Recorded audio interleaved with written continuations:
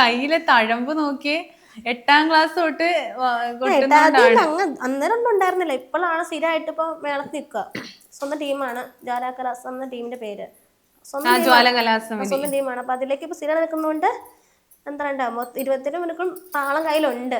അതാ ഞാൻ അപ്പൊ പറഞ്ഞത് ഇങ്ങനെ പിടിക്കുമ്പോൾ എങ്ങനെ ഇവിടെ ഇങ്ങനെ വരുന്നു, ഇങ്ങനെ നമ്മൾ ഇങ്ങനെയല്ല, ഇങ്ങനെ. ഇവിടെ താളം ഉണ്ട്. ആ ആ ഒരു താളം ഇവിടെ ഇങ്ങനെ ഇടിക്കുമ്പോ ഇവിടെ വരികയാണ്. ഇവിടെ വന്ന് ഇവിടെയൊക്കെ ഉണ്ട്, ഇടയ്ക്കൊക്കെ ഉണ്ട്. അപ്പൊ അത് ഇനി ജീവിതകാലം മുഴുവൻ ഈ തഴമ്പുണ്ടാവും. ജീവിതം മുഴുവൻ ഉണ്ടാവുന്ന അല്ല, നമ്മൾ എന്നും എന്നും കൊട്ടുമ്പോ ഇത് പൊട്ടു പറഞ്ഞേക്കാം.